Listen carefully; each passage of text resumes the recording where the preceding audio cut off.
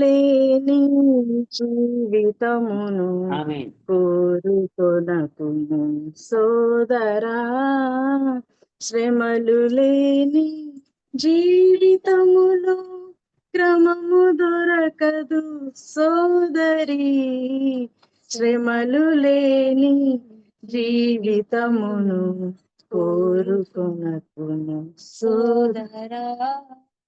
క్రీస్తు ప్రభు తన జీవితాంతము శ్రమలనోచెను సోదరా, క్రీస్తు నందలి భక్తి పరులే శ్రమలనోతురు సోదరి, క్రీస్తు నందలి భక్తి పరులే శ్రమలనోతురు సోదరి, శ్రమలు లేని జీవితమును కోరుకొనకు సోదరా, పాపభోగ నందములను మోషే విడిచెను సోదరా, క్రీస్తు నందలి ఘోర శ్రమల నందమనుకొనే సోదరి, శ్రమలు లేని జీవితమును కోరుకొనకు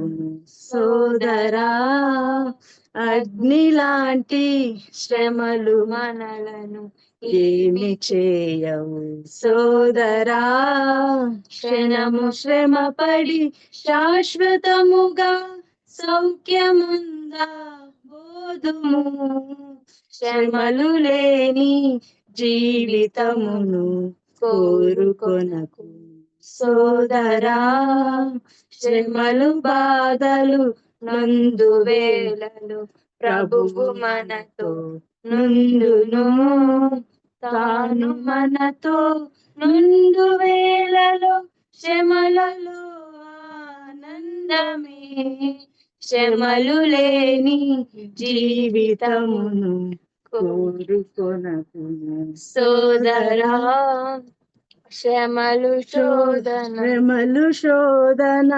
బాధలన్నీయు భక్తులకు బలమిచ్చురా, శ్రమలు కొలిమి లేని బ్రతుకు చిలుము బట్టును సోదరా, శ్రమలు లేని జీవితమును కోరుకొనకు సోదరా, శ్రమలు లేని జీవితములో క్రమము దొరకదు సోదరి, శ్రమలు లేని జీవితమును కోరుకొనకు సోదరా.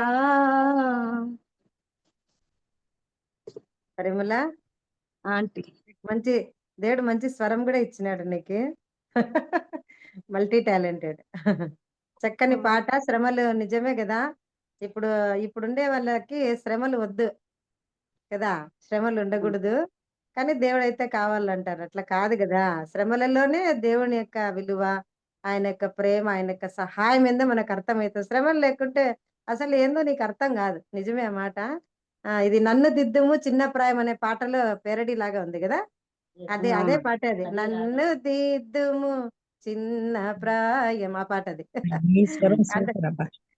ఆంధ్ర క్రైస్తవ కీర్తనలో నానా నాకు దేవుడు ఆ టాలెంట్ లేదు, నేను వాక్యం చెప్పగలను కానీ చక్కగా పాడినారు. సిస్టర్ కి వందనాలు. పరిమళ సిస్టర్ మనకి ఇప్పుడు వాక్య పరిచర్య చేస్తారు. ఈ సమయాన్ని పరిమళ సిస్టర్ గారికి అప్పగిస్తాము. పరిమళ, నాకు తెలియదు నీ గురించి. మరి ఆంటీ నన్ను ప్రిసైడ్ చేయమన్నారు. ఆంటీ చాలా బిజీగా ఉన్నారు. మాకు 29, 30 స్త్రీల మీటింగ్లు ఉన్నాయని ఆ పాటల ప్రాక్టీస్ లో చాలా బిజీగా ఉన్నారు. అందుకు నాకు నీ పరిచయం తెలీదు, మీరే చేసుకోండి పరిమళ గారు. అలాగే అలాగే. నాకు అవకాశం ఇచ్చిన కేజీ ఆంటీ గారికి, అలానే జూమ్ లో పార్టిసిపేట్ చేసిన ప్రతి ఒక్కరికి ప్రేమతో వందనాలు తెలియజేస్తూ ఉన్నాను. దేవుని వాక్యాన్ని చదువుతున్నాము. చిన్న మాట చదువుకొని నాది చిన్న సాక్ష్యం చెప్పి నేను వాక్యంలోనికి వెళ్తాను. యోబు గ్రంథము 2వ అధ్యాయము 9వ వచనము 10వ వచనం. యోబు గ్రంథము 2వ అధ్యాయము 9, 10 వచనాలు. అతని భార్య వచ్చి, నీవు ఇంకను యథార్థతను వదలక ఇందువా, దేవుని దూషించి మరణం కమ్మనెను. అందుకతడు, మూర్ఖురాలు మాట్లాడినట్లు నీవు మాట్లాడుచున్నావు. మనము దేవుని వలన మేలు అనుభవించుదుమా, కీడును మనము అనుభవింప తగదా అనెను. ఈ సంగతులలో ఏ విషయమందును యోబు నోటి మాటతోనైనను పాపము చేయలేదు. చిన్న మాట ప్రార్థన చేసుకున్నాము. ప్రేమ గల పరిశుద్ధుడా, కృపగల మా దేవా, మీకు స్తోత్రాలు నాయన తండ్రి. ప్రవ్వా, ఈ దినము నాయన ఈ రీతిగా ప్రవ్వా 4 గంటలకి నైనా ఎస్తేర్ వారియర్ గ్రూప్ లో ప్రవ్వా ఈ రీతిగా ప్రవ్వా నైనా నీ దాసరాలకి మీరు ఇచ్చిన అవకాశంకే మీకు స్తోత్రాలు చెల్లిస్తూ ఉన్నాం నైనా తండ్రి. ప్రవ్వా, జూమ్ మీటింగ్ లో చేరవచ్చిన బిడ్డలందరినీ కూడా మీరు దీవించండి, ఆశీర్వదించండి ప్రవ్వా. నైనా నడిపిస్తున్న రూతు ఆంటీని కూడా మీరు జ్ఞాపకం చేసుకోనండి ప్రవ్వా. సహాయం అనుగ్రహించండి. వింటున్న ప్రతి ఒక్కరిని కూడా జ్ఞాపకం చేసుకోనండి ప్రవ్వా. వాక్యం పక్షంగా నిలబడిన నేను నైనా నిష్ప్రయోజకురాలను, చిన్నదానను, నైనా జ్ఞానం లేని దానను ప్రవ్వా. మీరే నైనా ధైర్యపరిచి నైనా చక్కటి జ్ఞానంను అనుగ్రహించి కేవలము నైనా మీ సాధనముగా మాత్రమే వాడుకోనండి ప్రవ్వా. నా నోటిని మీరు బాగుగా నింపి మీరు వాడుకోనమని ప్రార్థన చేస్తున్నాం. మా అందరితో మీరు మాట్లాడండి ప్రవ్వా. సహాయం అనుగ్రహించండి. ముందున్న సమయాన్ని కూడా మీరు దీవించి ఆశీర్వదించమని ప్రవ్వా. మీరు మాట్లాడబోతున్న మాటలు ప్రవ్వా మాకందరికీ ప్రయోజనకరంగా ఉండినట్లు సహాయం దయచేయమని మీకే వందనాలు, స్తోత్రాలు చెల్లిస్తూ యేసు ప్రభు పరిశుద్ధమైన నామమున ప్రార్థన చేసి అడిగి వేడుకొంచున్నాము తండ్రి, ఆమేన్. మొదటగా నా చిన్న సాక్ష్యాన్ని చెప్తాను. నేను 97లోనే ప్రభువును రక్షకుడిగా అంగీకరించాను. అలానే 2002లో బాప్తిసం తీసుకోవడం జరిగింది. కేజీఆంటీ వాక్యం ద్వారానే నేను పందిళ్ళపల్లి గ్రామంలో మీటింగ్స్ జరుగుతున్నప్పుడు అక్కడ తీర్మానం చేసుకోవడం జరిగింది. అలానే జోబన్న ద్వారా యవన ప్రాయంలో నేను హైదరాబాద్ లో చదువుకుంటా ఉన్నాను. అప్పుడు అన్న జోబన్న దగ్గర బాప్తిసం తీసుకోవడం జరిగింది. అలానే 2004లో నాకు వివాహం జరిగింది. నాకు దేవుడు పాపను బాబును అనుగ్రహించారు. నా భర్త పేరు ఎజ్రా శాస్త్రి. మేమిప్పుడు కుటుంబం అంతా సేవలోనే ఉన్నాము. మేము ఇక్కడ ప్రొద్దుటూరు దగ్గర థర్మల్ పవర్ ప్రాజెక్ట్ RTPPలో మేము ఇక్కడ సేవ చేస్తున్నాము. కర్నూలు క్రిస్టియన్ అసెంబ్లీలో సేవ చేస్తున్నాం. 2018లో మేము సేవకు రావడం జరిగింది. అంతకు ముందుగా నా భర్త లెక్చరర్ గా పనిచేసేవారు. అనేక ప్రాంతాల్లో కోయంబత్తూరులోను, వైజాగ్లోను, హైదరాబాద్లోను ఆయా ప్రాంతాల్లో లెక్చరర్ గా పనిచేసి దేవుని పిలుపుని బట్టి సేవకు రావడం జరిగింది. నేను కూడా హైదరాబాద్ లో ఉంటున్న దినాల్లో స్పీచ్ థెరపిస్ట్ గా పనిచేసేదాన్ని. Mentally retarded, deaf and dumb పిల్లల మధ్య అట్లా పనిచేసేదాన్ని. అవసరతను బట్టి మామూలు స్కూల్స్ లో కూడా టీచర్ గా నేను పనిచేయడం జరిగింది. అలా మేము ఎదుగుతూ ఉన్నప్పుడు ఎంత జాబ్స్ చేస్తూ ఉన్నా మా సగం టైం అంతా దేవుని పనికి, సగం టైం అంతా మా సంపాదనకి అంటే కుటుంబ అవసరతల కొరకు కష్టపడే వాళ్ళము. కానీ ఇది కూడా ఈ కష్టము, ఈ లోకంలో శ్రమను అనుభవించడం కంటే దేవుని దగ్గర ఇంకా మనము ఇలా ప్రయాసపడితే బాగుంటుంది కదా అని ప్రార్థన చేసుకున్నప్పుడు 2018లో దేవుని పిలుపునందుకొని సేవకు రావడం జరిగింది. అప్పటి నుంచి ఇక్కడ RTPPలోనే సేవ చేస్తూ ఉన్నాము. RTPPలోనే కాదు, ఇంకా చుట్టుపక్కల గ్రామాల్లో కూడా ముద్దనూరు, అలానే చిలంకూరు ప్రాంతంలో కూడా పరిచర్య జరిగించడం అవుతా ఉంది. మా సేవ గురించి మీరు ప్రార్థన చేయండి. దేవుని చిత్తం అయితే ఆ 2 ప్రాంతాల్లో కూడా చక్కగా సంఘాలు కట్టబడి, ఆ 2 ప్రాంతాల్లో బ్రదరన్ అసెంబ్లీస్ లేవు, అక్కడ కూడా సంఘాలు కట్టబడి చక్కగా పరిచర్య జరుగులాగా ప్రార్థన చేయండి. ఇది నా చిన్న సాక్ష్యము. వాక్యంలోనికి వెళ్దాము. మనం చదువుకునే వాక్య భాగంలో ఎవరు మాట్లాడుతున్నారు? 9వ వచనంలో అతని భార్య వచ్చి, నీవు ఇంకను యథార్థతను వదలక ఇందువా, దేవుని దూషించి మరణం కమ్మనెను. ఇక్కడ ఎవరు మాట్లాడుతున్నారు చెప్పండి? ఈ వాక్య భాగంలో యోబు భార్య మాట్లాడుతూ ఉంది కదా. యోబు భార్య మాట్లాడుతూ ఉంది. ఏమని అంటుంది యోబుతో? నీవు ఇంకను యథార్థతను వదలక ఇందువా. మనకు యోబు గురించి అందరికీ బాగా తెలుసు కదా. మొదటి అధ్యాయం అంతా చదివితే యోబు జీవితంలో ఏమేమి సంభవించాయో, అతడు దేవుని పట్ల ఎలా ఉన్నాడో అన్ని మనకు తెలుసు. యథార్థ వర్తనుడు, న్యాయవంతుడుగా ఉన్నాడు. దేవుని యందు భయభక్తులు కలిగి చెడుతనము విసర్జించిన వాడు. అటువంటి యోబు జీవితంలో భక్తి గల కుటుంబంలో దేవుడు శ్రమలు అనుభవించలేదు. కానీ మనం చదువుకుంటే మొదటి అధ్యాయంలో సాతానే వచ్చి దేవుని దగ్గర మాట్లాడుతూ సాతానే వచ్చి యోబుకు శ్రమను కలుగజేస్తాడు. అయితే యోబు ఎలా ఉన్నాడు? తన జీవితంలో ఎంతో యథార్థంగా ఉన్నాడు, న్యాయవంతుడిగా ఉన్నాడు, చెడుతనమును విసర్జించినవాడు. అంతేకాదు తన కుమారులు కానీ కుమార్తెలు కానీ ఆలోచన దేవుని గురించి ఏమైనా హృదయంలో దూషించారేమో అని ఆలోచన ఉండి అనే వారిని ఏం చేస్తారంటే వారిని పవిత్రపరిచి వారి కోసం ప్రార్థన చేసి నిత్యము ప్రతిరోజు అరుణోదయం ఏంటి దహన బలులు అర్పించేవాడంట. అలాగూ ఒకరోజు కాదు, 2 రోజులు కాదు, నిత్యము అలా చేసేవాడంట. అంత పర్ఫెక్ట్ గా దేవుని సన్నిధిలో తన పిల్లలు కానీ తను కానీ తన భార్య కానీ అందరూ ఎలా ఉన్నారు? దేవునిలో చక్కటి భయభక్తులు కలిగి ఉన్నారు. తన పిల్లల విషయంలో కూడా ఎక్కడ పాపం చేస్తారు, ఆలోచన విషయంలోనే, క్రియ కూడా కాదు. చూడండి, ఆలోచన విషయంలో ఎక్కడ దేవుణ్ణి దూషిస్తారు అని చెప్పేసి దహన బలి అర్పించేవాడు అన్నాడు. అటువంటి యోబు జీవితంలో ఏమొచ్చినాయి? శ్రమలు వచ్చినాయి. ఈ రోజు నా అంశము ఇదే కాబట్టి నేను ఆ పాట ఎన్నుకోవడం జరిగింది. అయితే చూడండి, శ్రమలు ఇక్కడ దేవుడు పెట్టలేదు, కానీ ఎవరు పెట్టారు? అపవాది ఏం చేస్తున్నాడు? ఈ లోకంలో అటు ఇటు తిరుగులాడుచూ ఉన్నాడు, సంచరిస్తూ ఉన్నాడు.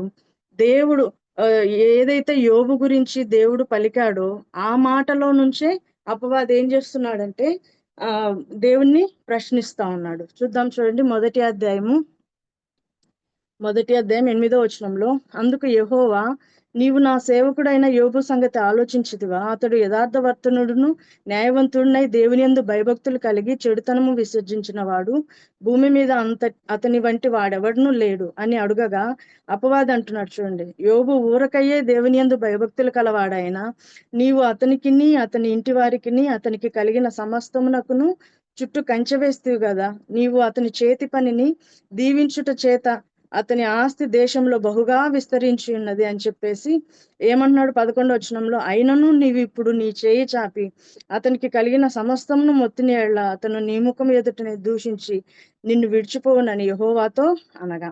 చూడండి, సాతాను ఏమని ప్రశ్నిస్తున్నాడు?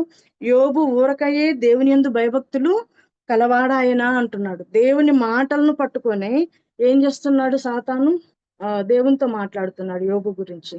అలాగూ దేవునితో మాట్లాడుతూ, నువ్వు కంచె వేసావు కదా, ఇప్పుడు నువ్వు నీ చేయి చాపి అతన్ని మొత్తు నీ ముఖం ఎదుటనే నిన్ను దూషించి విడిచిపోతాడని అంటే దేవుడు ఇదిగో అతనికి కలిగిన సమస్తమును నీ వశంలో ఉన్నది, అతనికి మాత్రం ఏ హానియు చేయకూడదని అపవాదికి సెలవీయగా వాడు యెహోవా సన్నిధి నుండి బయలు వెళ్ళను అని చూస్తున్నాడు. అలాగా అపవాది దేవుని సెలవు తీసుకున్నాడు. ఇక తర్వాత యోబు జీవితంలో శ్రమల్ని పెట్టాడు. ఒక్కొక్కటిగా ఒకదాని తర్వాత ఒకటి. మొదటిగా షబాయిలను పంపించి ఎద్దుల్ని గాడిదల్ని నాశనం చేస్తాడు. రెండవదిగా 16వ వచనంలో అగ్నిని పంపిస్తాడు, గొర్రెలను పాడు చేస్తాడు. 17వ వచనంలో కల్దీలను పంపిస్తాడు, ఒంటెలను పాడు చేస్తాడు. ఇంకా 19వ వచనంలో గొప్ప సుడిగాలిని పంపిస్తాడు, వారి బిడ్డలందరినీ ఎంతమంది? 10 మంది పిల్లలు కదా, 7 మంది కుమారులు, 3 అమ్మాయిలు. వారిని కూడా ఏం చేస్తారు? పిల్లలందరినీ పాడు చేస్తాడు, చనిపోయేటట్లు చేస్తాడనమాట. అటువంటి అంటే ఆస్తి విషయంలో శ్రమ, అలానే తన పిల్లల విషయంలో శ్రమ. అంటే పిల్లల్ని ఏదో అనారోగ్యం పాలు చేసి వదిలేలా, కానీ మరణానికి అప్పగించేసి అన్నిటిని సమస్తాన్ని పాడు చేసినట్లుగా మనము చూస్తున్నాం. యోబు జీవితంలోనే కాదు కదా, హవ్వ జీవితంలో కూడా అపవాది ఏం చేశాడు? ఇది నిజమా అంటూ దేవుడు చెప్పిన మాటనే పట్టుకొని హవ్వ విషయంలో కూడా అపవాది ఏం చేశాడు? మోసం చేస్తాడు. మీరు ఈ ఈ ఈ చెట్ల ఫలములు అన్ని తినొచ్చు, కానీ మంచి చెడుల తెలివినిచ్చు ఈ వృక్ష ఫలంను మీరు తినకూడదని దేవుడు చెప్తే అపవాది ఏం చేస్తున్నాడు? హవ్వ దగ్గరికి వెళ్ళి, ఇది నిజమా? దేవుడు ఈ వృక్ష ఫలము తినకూడదని చెప్పారా అని చెప్పేసి ఇది నిజమా అని హవ్వను కూడా ఏం చేస్తాడు? మోసం చేస్తాడు. హవ్వ ఆ మాటకి ఏమవుతుంది? ఆమె మోసపోతుంది. అపవాది ఎలా ఉన్నాడంటే అబద్ధికుడకు జనకుడు, అబద్ధమునకు జనకుడే కాదు నరహంతకుడు అని చెప్పేసి యోహాను సువార్త 8వ అధ్యాయంలో వ్రాయబడింది. అపవాది అబద్ధం ఆడేవాడు, మనుషుల్ని మోసం చేస్తాడు, అంతేకాదు నరహంతకుడు. ఇక్కడ యోబు గ్రంథంలో యోబు పిల్లలు ఏమీ చేయలేదు, అయినా కూడా వారిని ఏం చేశాడు హతమయ్యేటట్లు చేశాడు. అపవాది మనల్ని కూడా అలానే మనల్ని కూడా శోధించేవాడుగా, శ్రమ పెట్టేవాడుగా ఉంటాడు.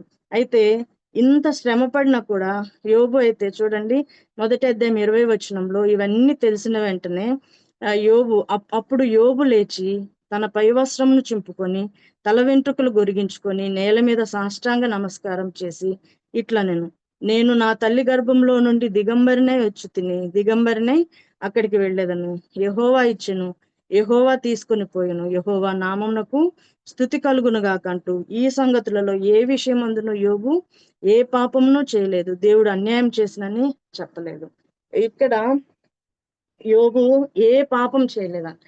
చూడండి, ఇంత నష్టపోయినా, ఆస్తి నష్టపోయినా పర్వాలేదు, బ్రతికుంటే మరలా సంపాదించుకోవచ్చు. కానీ పిల్లలు కూడా పోయారు. పిల్లలు కూడా చనిపోయినప్పుడు యోబు పలుకుతున్న మాట, నేను తల్లి గర్భంలో ఉండి దిగంబరిగా వచ్చాను, దిగంబరిగానే వెళ్తాను అంటున్నాడు. ఎంత చక్కటి మాటలు చూడండి. ఇంకా ఏమంటున్నాడంటే, యెహోవా ఇచ్చెను, యెహోవా తీసుకొని పోయాను, యెహోవా నామమునకు స్తుతి కలుగును గాక. ఈ సంభాషణ దేవునికి సాతానుకు కలిగిన సంభాషణ యోబుకు తెలియదు కాబట్టి దేవుడే ఇది నాకు దయచేశాడని ఏమంటున్నాడు, యెహోవా ఇచ్చెను, యెహోవా తీసుకొనెను అని చెప్పేసి ఏం చెల్లిస్తున్నాడు, దేవునికి స్తుతి చెల్లిస్తున్నాడు.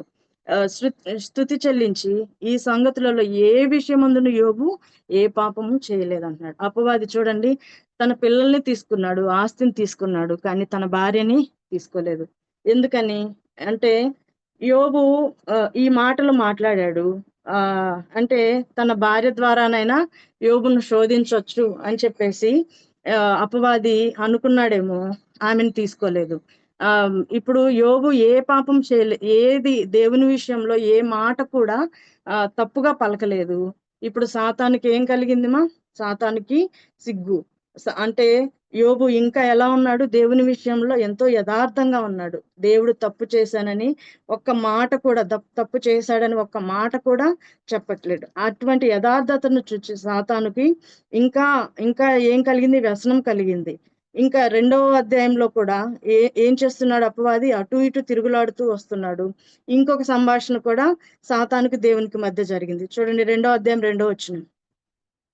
యెహోవా నీవెక్కడి నుండి వచ్చితివని వాడిని అడగగా అపవాది, భూమిలో ఇటు అటు తిరుగులాడుచు అందులో సంచరించుచు వచ్చితినని యెహోవాకు ప్రత్యుత్తరం ఇచ్చును. అందుకు యెహోవా, నీవు నా సేవకుడైన యోబు సంగతి ఆలోచించితివా? అతడు యథార్థవర్తనుడు, న్యాయవంతుడునై దేవుని యందు భయభక్తులు కలిగి చెడుతనము విసర్జించిన వాడు. భూమి మీద అతని వంటి వాడెవడనూ లేడు. నిష్కారణంగా అతన్ని పాడు చేయుటకు నీవు నన్ను ప్రేరేపించును. అతడు ఇంకను తన యథార్థతను వదలక నిలకడగానున్నాడనగా అపవాది చర్మము కాపాడుకొంటకై చర్మమును, తన ప్రాణమును కాపాడుకొంటకై తనకు కలిగినది యావత్తును నరుడిచ్చును కదా. ఇంకొకసారి నీవు నీ చేయి చాపి అతని ఎముకను అతని దేహమును మొత్తిన ఎడల అతడు నీ ముఖం ఎదుటనే దూషించి నిన్ను విడిచిపోవును అని. చూడండి, ఇప్పుడు అపవాదికి ఏం కలుగుతా ఉంది, యథార్థతను యోబు వదలక ఉన్నాడని దేవుడు చెప్తా ఉంటే ఏమంటున్నాడు అపవాది, ఇంకా దేవునితో సంభాషిస్తున్నాడు. చూడండి, 4వ వచనంలో, చర్మము కాపాడుకొంటకై చర్మమునిచ్చావు, ప్రాణం కాపాడుకొంటకై తనకు కలిగినది యావత్తును నరుడిచ్చును కదా అని చెప్పేసి ఇంకొక మారి నువ్వు సెలవియ్యి, నేను అతని ఎముకను అతని దేహమును మొత్తిన ఎడల అతడు నీ ముఖం ఎదుటని దూషించి నిన్ను విడిచిపోవును అని చెప్పేసి సాతాను అంటుంటే అందుకు దేవుడు అంటున్నాడు, చూడండి, యెహోవా అతడు నీ వశంలో ఉన్నాడు, అతని ప్రాణం మాత్రము నీవు ముట్టవద్దని సెలవిచ్చును. ప్రాణం జోలికి పోవద్దని సెలవివ్వగానే అపవాది ఏం చేశాడు యోబుకు ఏం చేస్తున్నాడు, వెళ్ళి అరికాలు మొదలుకొని నడినెత్తి వరకు బాధగల కురుపులతో యోబును మొత్తాడు. ఇప్పుడు ఆస్తి విషయంలో నష్టం కలిగించాడు, కుమార్తె విషయంలో నష్టం కలిగించాడు. ఇప్పుడు యోబు శరీరానికి ఏం కలిగిస్తున్నాడు, నష్టం కలిగిస్తున్నాడు. చూడండి, ఈ అరికాలు మొదలుకొని నడినెత్తి వరకు ఏమున్నాయంట, బాధగల కురుపులతో. అతడు ఒళ్ళు గోకుకొంటకే చిల్లపెంకు తీసుకుని బూడిదలో కూర్చున్నాడు. మొదట శోధన మొదట శ్రమ వచ్చినప్పుడు యోబు ఎక్కడ కూర్చున్నాడంటే 20వ వచనం, మొదటి అధ్యాయం 20వ వచనంలో నేల మీద కూర్చున్నాడు. ఇప్పుడు రెండవదిగా తన శరీరానికి బాధగల కురుపులు రాగానే ఎక్కడ కూర్చున్నాడు యోబు? బూడిదలో కూర్చున్నాడు. బూడిదలో కూర్చున్నాడు. యోబు యొక్క శ్రమలను చూసి భార్య అంటుంది, నీవు ఇంకను యథార్థతను వదలకై ఉన్నావా? మొదట ఆస్తి పోయినా ఆమె బాధపడలా, కుమారులు కుమార్తెలు పోయినా బాధపడలా. తన భర్త యొక్క బాధను చూసి ఇప్పుడు ఆమె నోరు విప్పింది. ఇంతవరకు నోరు విప్పని ఆమె ఇప్పుడు ఇంకను నీవు యథార్థతను వదలకై ఉన్నావా? అయితే చూడండి, ఎందుకు ఆమె అలా మాట్లాడింది? స్త్రీ గురించి మనకు తెలుసు కదా, పేతురు పత్రికలో ఏమని వ్రాయించారు? ఆ స్త్రీ బలహీనమైన ఘటము, మామూలు బలహీనమైన ఘటం కాదు, ఆమె మిక్కిలి బలహీనమైన ఘటము. అందుకే స్త్రీలను కూడా సాతాను అంటే త్వరగా వాళ్ళు పాపంలో పడతారు, శ్రమల్లో ఉంటారు, త్వరగా నోరు తెరిచి మాట్లాడతారు, వీళ్ళు తట్టుకోలేరని చెప్పి అపవాది ఏం చేశాడు? యోబు భార్య ద్వారా మాట్లాడిస్తున్నాడు. అయితే ఆ విషయంలో కూడా యోబు ఎలా ఉన్నాడు చూడండి, 10వ వచనంలో, అందుకతడు మూర్ఖురాలు మాట్లాడినట్లు నీవు మాట్లాడుచున్నావు, మనము దేవుని వలన మేలు అనుభవించుదుమా, కీడును మనము అనుభవింపతగదా అని చెప్పేసి అంటున్నాడు. ఆ విషయంలో కూడా ఎంత శరీరంలో బాధ కలిగిన కురుపులు, బాధగల కురుపులు వచ్చినా కూడా యోబు యథార్థతను వదలలేదు. ఎంతో న్యాయవంతుడిగానే ఉన్నాడు, దేవుని పట్ల నీతిగానే ప్రవర్తిస్తున్నాడు.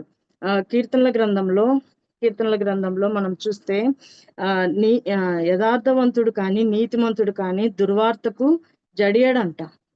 ఏది తనకు నష్టం కలిగినా కూడా అతను బాధపడ్డంట, దుర్వార్తకు జడియడని చెప్పేసి ఉంది. ఆ రీతిగా యోబు కూడా దుర్వార్తకి జడియలేదు, యథార్థంగానే ఉన్నాడు. దేవుని విషయంలో తన నోటి మాటతోనైనా పాపం చేయలేదు, దేవుని విషయంలో అంత చక్కగా ఉన్నాడు. తన భార్యతో కూడా తన భార్యని మూర్ఖురాలు అన్నట్ల ఏమంటున్నాడు? మూర్ఖురాలు లాగా నువ్వు మాట్లాడవద్దు అంటున్నాడు కదా. ప్రతి పురుషుని విజయము వెనక ఒక స్త్రీ ఉంటుంది, ప్రతి పురుషుని అపజయం వెనక కూడా స్త్రీలు ఉంటారని మనం చూస్తాం. కానీ అటువంటి స్త్రీనే, భార్యనే ఇప్పుడు తన సొంత భార్య ఇలా మాట్లాడుతుంటే యోబు కూడా తట్టుకోలేకపోయాడు. నువ్వు మూర్ఖురాలు అనలేదు, కానీ మూర్ఖురాలులాగా మాట్లాడుచున్నావు అని చెప్పేసి ఆమెకి ఒక మాట అన్నాడు, మనము దేవుని వలన మేలు అనుభవించుదుమా, కీడును మనము అనుభవింపతగదా. అవును, విశ్వాసులమైన మనకు కూడా ఈ మాట ఎంతో మనల్ని కూడా కదిలిస్తుంది కదా. దేవుని విషయంలో మనము ఎప్పుడు మేలే కదా. కొన్ని కుటుంబాలైతే దేవుడు మనకి బంగారం ఇస్తే, లేకపోతే ఆస్తి ఇస్తే, పిల్లల్ని ఇస్తే, పిల్లల విషయంలో మంచి చదువుల్ని, మంచి ర్యాంకుల్ని ఇచ్చి వృద్ధిపరిస్తే ఇది దేవుడు మనల్ని ఆశీర్వదిస్తున్నాడు అని అనుకుంటాం. కానీ కష్టాలు వచ్చినప్పుడు దేవా ఎందుకు ఇలా చేశావు, నాన్న ఎందుకు మాకు ఈ సమస్యల్ని అనుగ్రహించావు అని చెప్పేసి కొన్నిసార్లు మనం ఏం చేస్తాం? దేవుణ్ణి ప్రశ్నించే వారంగా ఉంటాం. కానీ యోబు అయితే అలా అంటలేదు, మనము మేలే అనుభవిస్తామా, కీడును మనము అనుభవింపతగదా అంటున్నారు. అవును, దేవుని బిడ్డలకి ఈ లోకంలో శ్రమలే అన్నమాట. మనం పాడుకున్న పాటలో ఇందాక శ్రమలు లేని జీవితమును కోరుకొనకుము సోదరా అని చెప్పేసి అంటున్నాడు. ఆ శ్రమలు లేని జీవితంలో క్రమమే ఉండదు అని చెప్పేసి ఆ పాటలో సెలవిస్తున్నారు. అలాగా క్రీస్తు ప్రభు శ్రమలను, అలానే మోషే ఎదుర్కొన్న శ్రమలను చూపిస్తా ఉన్నారు. అయితే ఇంకా బైబిల్ గ్రంథంలో ఎంతో మంది శ్రమలను ఎదుర్కొన్న వారుగా ఉన్నారనమాట. యోబు శ్రమలను మనం ఈ రోజు ఆలోచిస్తే, యోబు చూడండి ఇక్కడ శరీరంలో బాధ గల కురుపులు అని మనం చూసాము. అంతేకాదు బూడిదలో కూర్చున్నాడు. బూడిద ఎక్కడ వేస్తాం చెప్పండి? పూర్వకాలం కాదు కానీ 90s లోను 2000 వచ్చాక కూడా కొంతమంది ఇళ్లల్లో గ్యాస్ స్టవ్లు లేక పొయ్యిల మీదే వండుకొని బూడిద వస్తుంది కదా, కట్టెలతో వండుకొని, పల్లెల్లో అయితే పిడకలు అట్లా వాడి వంట చేసుకుంటారు. బూడిద అంతా పొయ్యిలోనే పెట్టరు, పొయ్యి ఏ రోజుకు ఆ రోజు శుభ్రం చేసుకునేవాళ్ళు. కట్ల పొయ్యి శుభ్రం చేసుకున్న బూడిదంతా ఎత్తి కసువు దిబ్బలని ఉంటాయి పల్లెల్లో, ఆ కసువు దిబ్బల్లో పోయి అక్కడ పడేసేవాళ్ళు అనమాట. ఇప్పుడు యోబు పరిస్థితి ఎలా ఉందంటే, తన శరీరానికి బాధ కలగగానే చిల్ల పెంకు తీసుకున్నాడు, పోయి ఎక్కడ కూర్చున్నాడు? బూడిదలో కూర్చున్నాడు. అంటే ఆ కసువు దిబ్బలే అతనికి ఆశ్రమం అయ్యాయి. అట్టి స్థితిలో బూడిదలో కూర్చొని ఉన్నాడనమాట. అంతేకాదు యోబు యొక్క శ్రమను మనం చూద్దాం చూడండి. ఇంకా యోబు ఎలా బాధపడ్డాడో 3వ అధ్యాయం 24వ వచనంలో, భోజనమునకు మారుగా నాకు నిట్టూర్పు కలుగుచున్నది, నా మొరలు నీళ్ల వల్లే ప్రవహించుచున్నవి. ఎలా ఉన్నానంటే యోబు యొక్క ఆరోగ్యము భోజనముకు మారుగా ఏముందంట, నిట్టూర్పు, వేదన ఉంది. ఆహారం కూడా తీసుకోలేకపోతున్నాడు. నా మొరలు నీళ్ల వల్లే ప్రవహించుచున్నవి అంటున్నాడు. ఎంతో బాధ ఉంది శరీరంలో. అసలు మనము శరీరానికి చిన్న గాయం అయితే తట్టుకోలేం, ఎంతో నొప్పి బాధ ఉంటది. కానీ అరికాలు మొదలుకొని తల వరకు బాధగల కురుపులు, అవి మామూలు కురుపులు కూడా కాదు, ఎటువంటివి బాధగల కురుపుల్ని యోబుకు అనుగ్రహించాడు సాతాను. అయితే అలాగా భోజనం కూడా తినటానికి లేకుండా నిట్టూర్పు ఉంది యోబు జీవితంలో. అంతేకాదు 7వ అధ్యాయం 4వ వచనము 5వ వచనంలో, 7వ అధ్యాయము 4వ వచనము 5వ వచనంలో, నేను పండుకొనున్నప్పుడెల్లా ఎప్పుడు లేచేదనా, రాత్రి ఎప్పుడు గతించునా అని అనుకుందును. తెల్లవారు వరకు ఇటు అటు పొర్లుచు ఆయాసపడుదును. నా దేహము పురుగులతోనూ మంటి పెళ్లలతోనూ కప్పబడి ఉన్నది. నా చర్మము మాని మరలా పగులుచున్నది. ఎంత వేదన చూడండి. పడుకుంటే విశ్రాంతి కదా, విశ్రాంతి ఉంటుంది ఏదన్నా బాధ వచ్చినప్పుడు. కానీ అటువంటి స్థితి కూడా లేదు యోబుకు. ఏమంటున్నాడు, ఎప్పుడు లేచేదనా, రాత్రి ఎప్పుడు గతించునా అని అనుకుంటున్నాడంట. తెల్లవారు వరకు ఇటు అటు పొర్లుచు ఆయాసపడుతున్నాడంట. నిద్రలేని రాత్రులు, ఎంతో ఆయాసంతో గడుపుతా ఉన్నాడు. ఎప్పుడు తెల్లారుతుందా, ఎప్పుడు వెలుగు వస్తుందా, ఈ బాధ ఎప్పుడు తగ్గుతుందా అని ఎదురు చూస్తా ఉన్నాడు. అంతేకాదు దేహం ఎలా ఉందంట, పురుగులతోనూ మంటి పిల్లలతో కప్పబడి ఉన్నది. నా చర్మము మాని మరలా పగుల్చున్నది. చర్మము మాని పగిలితే ఎంత బాధ కదా. రక్తము కారుతుంది. రక్తమే కాదు, ఇంకా నీరు లాంటి ద్రవం కూడా కారుతూ ఉంటుంది. ఎంతో బాధ, పురుగులతో ఉందంట. ఆ పురుగులు చూస్తేనే ఎంతో బాధేస్తుంది. కొన్నిసార్లు మనకే అయ్యో ఏంటి పరిస్థితి, మనం పండ్లలో పురుగులు చూస్తేనే ఒకలాంటి అసహ్యత చూపిస్తాం మనము. కానీ మనిషి శరీరంలో జీవించుండగానే ఇటువంటి స్థితి చూస్తుంటే యోబుకి ఇంకెంత బాధేసిందో. అటువంటి స్థితిలో యోబు ఉన్నాడు. దేహము పురుగులతోనూ మంటి పిల్లలతో ఉంది, మట్టితో కప్పబడి ఉన్నదన్నమాట. అటువంటి బాధను అనుభవిస్తున్నాడు. ఇంకా 13వ అధ్యాయము 15వ వచనంలో, ఇదే అధ్యాయంలో చూడండి, నా మంచము నాకు ఆదరణనిచ్చును, నా పరుపు నా బాధకు ఉపశాంతినిచ్చును అని నేను అనుకొనగా, నీవు స్వప్నము వలన నన్ను బెదిరించెదవు, దర్శనం వలన నన్ను భయపెట్టెదవు అంటున్నాడు. ఎలా అంటే, మంచంలో పడుకుందాము అని అనుకునే లోపే ఏం కలుగుతుందంట, భయం వస్తుందంట యోబుకు. కలల వలన దేవుడు నన్ను బెదిరిస్తున్నాడు, దర్శనం వల్ల నన్ను భయపెడుతున్నాడని. అంటే నా పరుపు నెమ్మదిస్తుంది, శాంతి ఇస్తుంది అని అనుకునే లోపే కళలు వస్తూ ఉన్నాయి. అంటే ఒకలాంటి డిప్రెషన్. కళలు ఎవరికి వస్తాయి, నిద్ర ఎవరికి పడుతుంది చెప్పండి. ఒకలాంటి డిప్రెషన్ లో బాగా మనసు బాధపడిన వారికి, కలత చెందిన వారికి అట్లా ఉంటుందన్నమాట. అటువంటి స్థితిలో యోబు ఉన్నాడు. నిద్ర పట్టని రాత్రులు యోబు గడుపుతూ ఉన్నాడు. ఇంకా 16వ అధ్యాయము 8వ వచనంలో కూడా, 16వ అధ్యాయము 8వ వచనము కూడా, నా దేహమంతయు నీవు పట్టుకొని ఉన్నావు, ఇది కూడా నా మీద సాక్ష్యముగా ఉన్నది, నా క్షీణత ముఖాముఖిగా సాక్ష్యం ఇచ్చుచున్నది. చూడండి, నా దేహమంతా దేవా నువ్వు పట్టుకొని ఉన్నావు. ఏముందంటే తన శరీరంలో క్షీణత ఉంది, అదే సాక్ష్యం ఇస్తా ఉంది అని చెప్పేసి చెప్తా ఉన్నాడు. ఇంకా యోబు భార్యకు యోబు యొక్క ఊపిరి ఏమైంది, అసహ్యంగా ఉంది. తన తోడ పుట్టిన వారు కూడా ఏం చేస్తున్నారు, అసహించుకుంటున్నారు. తన స్నేహితులు కూడా అసహించుకుంటున్నారు. ఎవరు ఓదార్పునిచ్చే స్థితిలో లేరు. మనం యోబు గ్రంథం అంతా చదివితే యోబును రెచ్చగొట్టే స్థితిలోనే స్నేహితులు ముగ్గురు మాట్లాడుతున్నారు. వారు ముగ్గురే కాదు, ఇంకొక తనకంటే చిన్నవాడైన ఎలీహు కూడా మాట్లాడతాడు అనమాట. ఎంతో రెచ్చగొట్టే మాటలు మాట్లాడతారు. అసలు ఆదరించేవారు ఎవరూ లేరనమాట. అట్టి స్థితిలో యోబు ఉన్నాడు. అంతేకాదు శరీరం ఎంతో బాధ ఉన్నది. ఇంకా 16వ అధ్యాయము 13-14 వచనంలో, 13వ వచనంలో చూడండి, ఆయన బాణములు నన్ను చుట్టుకొని ఉన్నవి, కనికరము లేక నా తుండ్లను పొడిచెను, నా పైతిరస్మును నేల పారబోసెను అంటున్నాడు. ఎలా ఉన్నదంటే, బాణములు ఆ శరీరం తుండ్లు అంటే శరీరం తుండ్లకి కనికరం లేకుండా పొడిచినట్లున్నాయంట, బాణములతో పొడిచినట్లున్నదంట. నా పైత్యరసమును నేల పారబోసెను. ఇంగ్లీష్ బైబిల్లో చూస్తే నేల పారబోయబడిను అంటే ఈ శరీరంలో నీటి చుక్క లేదు, సమస్తము ఏం చేయబడింది, నేల పారబోయబడినట్లుగా ఉందన్నమాట. అంత ఎండిపోయిన స్థితిలో యోబు ఉన్నాడు. ఆ బాధతో శరీరానికి బాణములు పొడిచినట్లు ఉంది. తన శరీరంలో ఉన్న నీరంతా నీళ్ల వలె పారబోయబడినట్లు ఉన్నది. ఎండిపోయిన స్థితిలో యోబు ఉన్నాడు. అట్టి స్థితిలో యోబు ఉన్నా కూడా యోబు ఏమంటున్నాడంటే, నేను నా యథార్థతను వదలలేదు. తనే సాక్ష్యం చెప్తున్నాడు చూడండి, నా యథార్థతను నేను వదలలేదు. 26వ అధ్యాయము 5-6 వచనాల్లో, 26వ అధ్యాయము యోబు గ్రంథము 26వ అధ్యాయము 5-6 వచనాలు.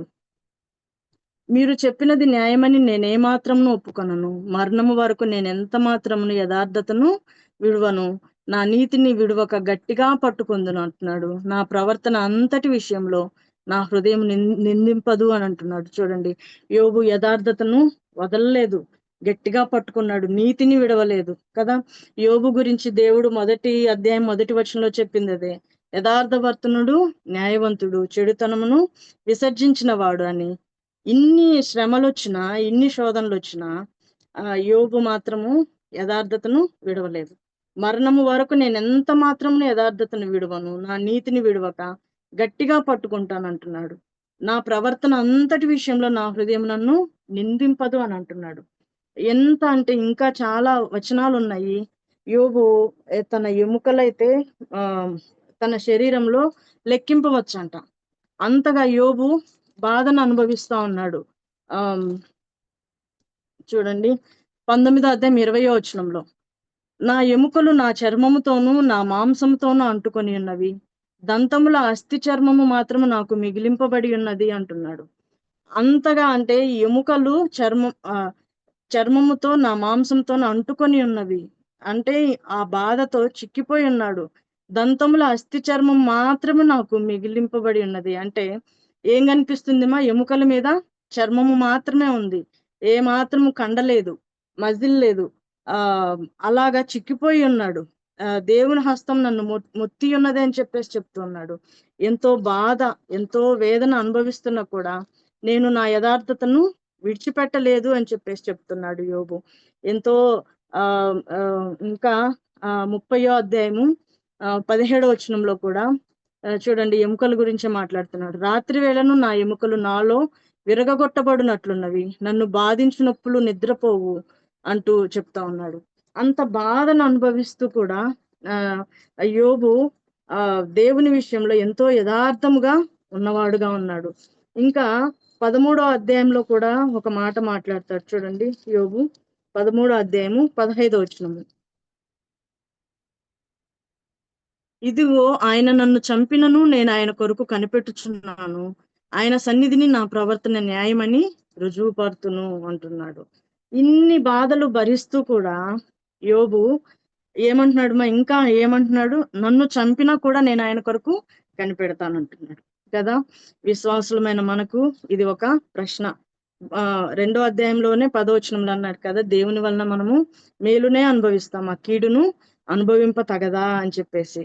అవును, నన్ను చంపినా కూడా నేనేం చేస్తానంటున్నాడు యోబు, ఆయన కొరకు కనిపెడతాను, ఆయన సన్నిధిని నా ప్రవర్తన న్యాయమని రుజువుపరుస్తానని చెప్పేసి చెప్తున్నాడు.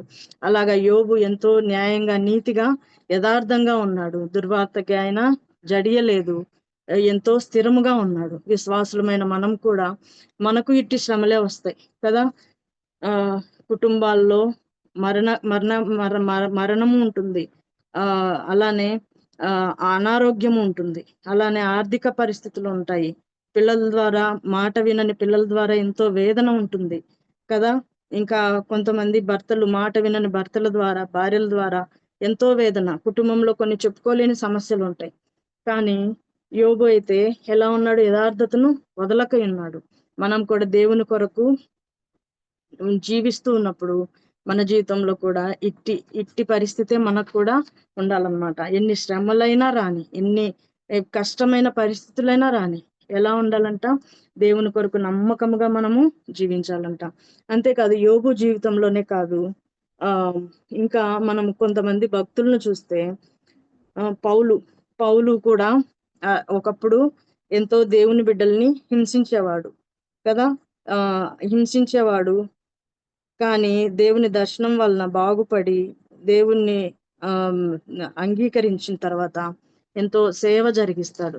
అయితే తనకి సమస్య ఉందని తెలిసి కూడా పౌలు చూడండి, అపోస్తుల కార్యములు 20వ అధ్యాయము, అపోస్తుల కార్యములు 20వ అధ్యాయము 24వ వచనం. అయితే దేవుని కృపా సువార్తను గురించి సాక్ష్యమిచ్చుట యందు నా పరుగును నేను ప్రభువైన యేసు వలన పొందిన పరిచర్యను తుదముట్టింపవలనని నా ప్రాణమును నాకెంత మాత్రమును ప్రియమైనదిగా ఎంచుకొనట్లేదు అంటున్నాడు. పౌలు కూడా యోబు లాగానే నా ప్రాణాన్ని ప్రియమైనదిగా ఎంచుకోవట్లా. యోబు ఏమన్నాడు? నన్ను దేవుడు చంపినా కూడా నాకు సంతోషమే, నేను దేవుని కొరకు నమ్మకంగా ఉంటానన్నాడు. ఇక్కడ కూడా దేవుని పని కొరకు పౌలు ఏమంటున్నాడు? నేను ప్రభువైన యేసు వలన పొందిన పరిచర్యను తుదముట్టింపవలనని నా ప్రాణమును నాకెంత మాత్రమును ప్రియమైనదిగా ఎంచుకోవట్లేదు అంటున్నాడు. ప్రాణం పెట్టడానికైనా నేను సిద్ధమే అంటున్నాడు. ఇంకా పక్కనే చూడండి 21వ అధ్యాయంలో కూడా 21వ అధ్యాయము 10వ వచనంలో, మేము అనేక దినములు అక్కడ ఉండగా అగబు అని ఒక ప్రవక్త యూదయ నుండి వచ్చెను. అతడు మా యొద్దకు వచ్చి పౌలు నడికట్టు తీసుకొని తన చేతులను కాళ్లను కట్టుకొని, యెరూషలేములోని యూదులు ఈ నడికట్టు గల మనుష్యుని ఇలాగ బంధించి అన్యజనుల చేతికి అప్పగింతురని పరిశుద్ధాత్మ చెప్పుచున్నాడనెను. ఇక్కడ అగబు అనే ప్రవక్త వచ్చి పౌలుతో ఉన్న వారితో చెప్తున్నాడు. ఒక నడికట్టు తీసుకొని చేతులకు కాళ్ళకు కట్టుకొని చెప్తా ఉన్నాడు. ఏమని? యెరూషలేములోని యూదులు ఈ నడికట్టు గల మనుషుని ఇలాగూ బంధించి అన్యజనుల చేతికి అప్పగింతురని పరిశుద్ధాత్మ చెప్తున్నాడు అని చెప్పేసి అంటే 12వ వచనం. ఈ మాట వినినప్పుడు మేమును అక్కడి వారిని యెరూషలేమునకు వెళ్ళవద్దని అతని బతిమాలు కొంటిమి గాని, పౌలు అంటున్నాడు ఇప్పుడు, ఇదెందుకు? మీరు ఏడ్చి నా గుండె బద్దలు చేసేదరేలా? నేనైతే ప్రభువైన యేసు నామం నిమిత్తము యెరూషలేములో బంధింపబడుటకు మాత్రమే కాక చనిపోవుటకు సిద్ధముగా ఉన్నానని చెప్పాను. చూడండి, క్రీస్తు ప్రభువుని అంగీకరించిన తర్వాత శ్రమలైన రాణి, మరణమైన రాణి, నేను సిద్ధంగా ఉన్నానని చెప్పేసి పౌలు అంటున్నాడు. నువ్వు యెరూషలేంకి వెళ్తే ఇలా నిన్ను బంధిస్తారు, అన్యజనుల చేతికి నువ్వు వెళ్తున్నావు, అలా వెళ్ళొద్దు అని బతిమలాడుకుంటుంటే పౌలు ఏమంటున్నాడు?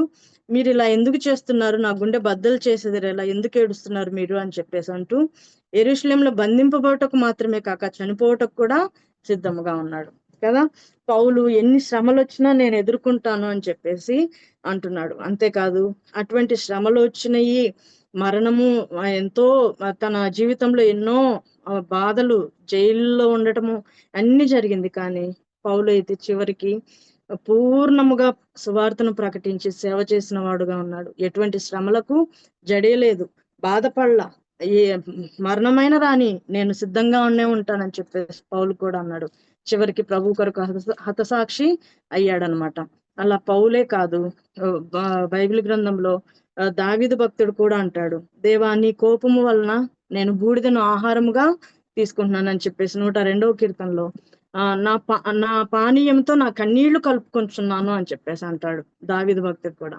అంటే బూడిదను ఆహారంగా తీసుకుంటున్నాడంట. తన యొక్క దేవుని కోపాగ్నిని బట్టి, అంటే తన యొక్క శ్రమల్లో బూడిదను ఆహారంగా తీసుకుంటున్నా, పానీయంతో నా కన్నీళ్లు కలుపుకొంచున్నాను అంటున్నాడు.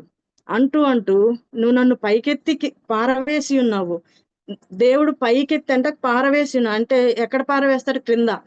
కింద పడినా కూడా ఏమంటున్నాడు? దేవా నీ నామమే గొప్ప నామము, బలమైన నామము, నీకు స్తుతి అని చెప్పేసి వెంటనే దావీదు స్తుతి చెల్లిస్తున్నాడు. శ్రమలలో కూడా భక్తులు ఏం చేస్తున్నారంటే స్తుతి చెల్లించేవారుగా ఉన్నారు. యోబు కూడా కదా, యెహోవా ఇచ్చును, యెహోవా తీసుకున్నాను, యెహోవా నామమునకే స్తుతి అని చెప్పేసి అన్నాడు. అలాగా పౌలు కూడా ప్రభు కొరకు ఎన్నో శ్రమలను భరించిన వాడుగా ఉన్నాడు. మనము ఏలియా ప్రవక్త గురించి కూడా చూస్తే, ఏలియా బయలుదేవత ప్రవక్తల్ని, ఆషేరా దేవత ప్రవక్తల్ని చంపించినప్పుడు యెజబేలు ఒక మాట అంటది, రేపటి దినములోగా నీ ప్రాణం కూడా ఈ ప్రవక్తల వల్లనే అవుతది అని చెప్పేసి అన్నప్పుడు ఆ భలే మరణాపేక్ష కలిగి ఉంటాడు ఏలియా. అంతటి మరణాపేక్ష కలిగి వెళ్ళి బదరి వృక్షం కింద నిద్రపోతాడు. మరణం అవ్వాలి, చనిపోవాలనే ఆశ కలిగి. కానీ ఏలియాకి అక్కడ ఎవరు పరిచర్య చేశారు? దేవుని దూతలు వచ్చి పరిచర్య చేశారు. దేవుడు ఆహారము ఇచ్చి, ఇది తిను, నువ్వు బలం పొందుకో, నీకు గొప్ప ప్రయాణం ఉంది అని చెప్పేసి శ్రమలలో దేవుడు మనల్ని విడిచిపెట్టేవాడు కాదనమాట, బలపరిచే దేవుడు. ఏలియాను ఆ దేవుడు బలపరిచిన వాడుగా ఉన్నాడు. దేవదూతలే వచ్చి పరిచర్య చేసే రీతిగా ఉన్నారనమాట. అట్లా గొప్ప ప్రవక్తలే, దావీదు కూడా రాజే, ఎన్నో శ్రమలు అనుభవించిన వారు ఇప్పుడు దేవుని స్తుతించి ఆ శ్రమలలో సంతోషించిన వారుగా ఉండి దేవుని నామాన్ని మహిమపరిచిన వారుగా ఉన్నారు. మన జీవితంలో కూడా అలా ఉండాలన్నమాట, దేవుణ్ణి మహిమపరిచే వారంగా ఉండాలి. ఇంకా మొర్దెకై కూడా మొర్దెకైని చూస్తే ఎస్తేరు గ్రంథంలో 4వ అధ్యాయం 1వ వచనంలో మొర్దెకై రాజు ద్వారా యూదులందరూ సంహరించబడాలి అనే శాసనం వచ్చినప్పుడు మొర్దెకై ఆ వార్త విని బూడిదలో కూర్చుంటాడు. మొర్దెకై కూడా చూడండి, ఆ శ్రమలు అప్పట్లో, ఆ దినాల్లో ఆ శ్రమలు వచ్చినప్పుడు, బాధ కలిగినప్పుడు వారు చేసే పని ఏంటంటే వస్త్రాలు చించుకుంటారు, బూడిదలో కూర్చునేవారు అనమాట. ఆ బూడిదలో కూర్చొని వారు ఎంతో ఉపవాసం ఉండి ప్రార్థన చేసేవారుగా ఉన్నారు. అలా మొర్దెకై కూడా బూడిదలో కూర్చున్నారు. బూడిదలో కూర్చొని ఎస్తేరుతో మాట్లాడి ఉపవాసం ఉండి ప్రార్థించిన తర్వాత దేవుడు ఆశ్చర్య రీతిగా యూదులందరికీ రక్షణ దయచేస్తాడు.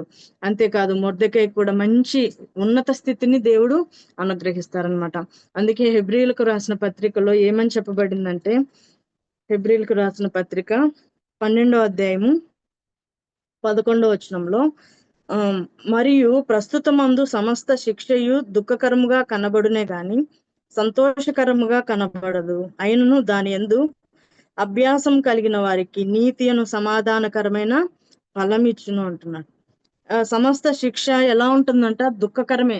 అవును, శ్రమలు అనుభవించేటప్పుడు, శోధనలు, బాధలు అనుభవించేటప్పుడు అవి ఎంతో బాధకరంగా ఉంటాయి, దుఃఖకరంగా ఉంటాయి.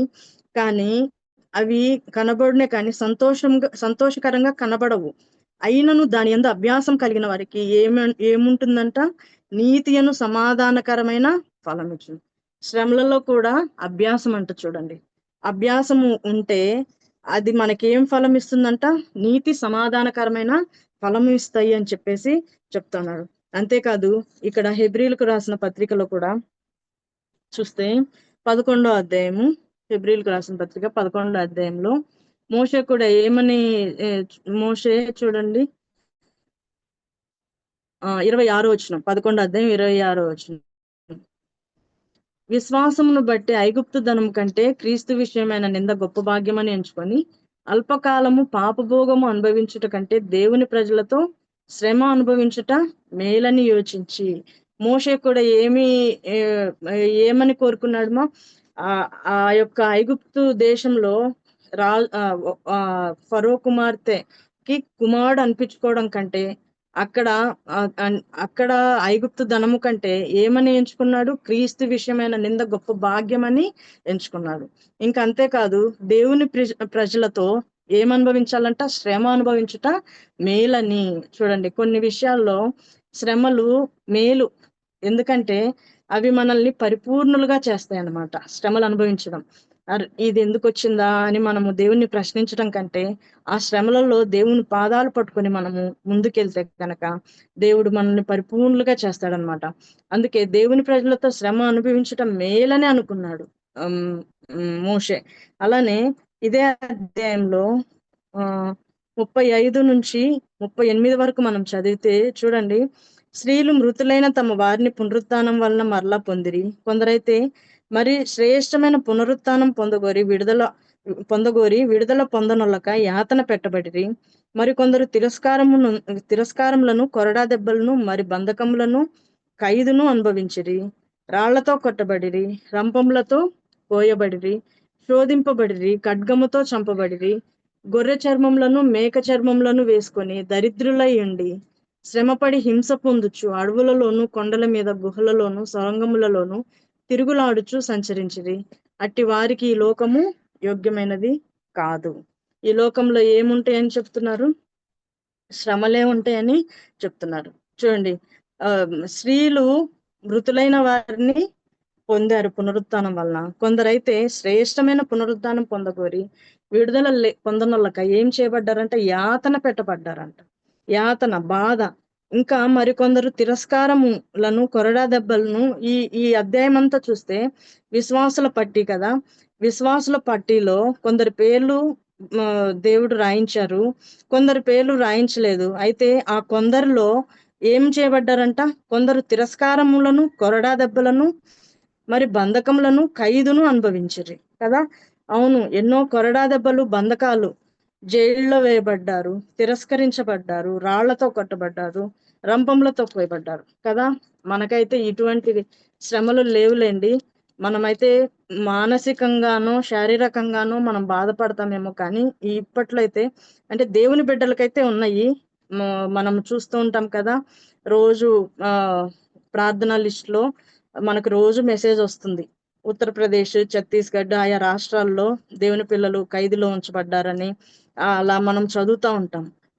నిజమే, దేవుని బిడ్డలు ఎదుర్కొంటున్నారు, కొట్టబడుతున్నారు, జైల్లో వేయబడుతున్నారు. అయితే అప్పట్లో ఎలా ఉందంటే రంపంలతో కోయబడ్డారు, శోధింపబడి ఖడ్గముతో చంపబడ్డారు. గొర్రె చర్మాలు, మేక చర్మాలు వేసుకొని దరిద్రులై ఉండి శ్రమపడి, చూడండి ఎంతో బాధ, ఎంతో దీనత్వంలో దరిద్రత అనుభవించిన వారుగా కూడా ఉన్నారంట. అడవుల్లో హింస పొందుతూ ఉన్నారు, కొండల మీద, గుహల్లో, సొరంగాల్లో తిరుగులాడుచూ సంచరించారు. అలాగా ఈ లోకము అట్టి వారికి యోగ్యమైనది కాదు అని చెప్పేసి సెలవిస్తా ఉన్నారు. అవును, అట్టి శ్రమలు. యోబు కూడా ఏమన్నాడు? నేను తల్లి గర్భంలో నుండి దిగంబరిగా వచ్చాను, దిగంబరిగానే నేను వెళ్తానన్నాడు. అంటే ఈ లోకంలోంచి మనం ఏమీ తీసుకెళ్ళలేము, మనం సంపాదించినది కూడా ఏమీ మనం పట్టుకెళ్ళలేము. గొప్ప అలెగ్జాండర్, ఆయన ప్రపంచాలని జయించిన వ్యక్తి. అలెగ్జాండర్ ఏమన్నాడు? తన మరణకాలము సంభవించినప్పుడు నా రెండు చేతులు ఇట్లా ఆ యొక్క బాక్స్ లో నా రెండు చేతులు ఇలా బయటికి పెట్టండి, నేనేమి తీసుకెళ్ళట్లేదు అన్నాడు. యోబు ఆ కాలంలో కూడా లేడు. యోబు ఏ కాలంలో ఉన్నాడుమో? అబ్రహాము తర్వాత కాలంలో ఉన్నాడు. అలెగ్జాండర్ చూసి ఆ మాట చెప్పడానికి లేదు. అబ్రహాం తర్వాత కాలంలో ఉన్న ఈ యోబు ఈ శ్రమలన్నీ వచ్చిన తర్వాత, ఆస్తి పోయిన తర్వాత, పిల్లలు పోయిన తర్వాత ఏమంటున్నాడు? నా తల్లి గర్భంలో నేను దిగంబరిగా వచ్చాను, దిగంబరిగా వెళ్తాను. అవును, ఈ లోకంలో మనం ఏమి తీసుకెళ్ళలేము. బైబిల్ వాక్యమే సెలవిస్తా ఉంది. చూడండి, ప్రసంగి గ్రంథము 5వ అధ్యాయం 15వ వచనం. ప్రసంగి గ్రంథము 5వ అధ్యాయము 15వ వచనం.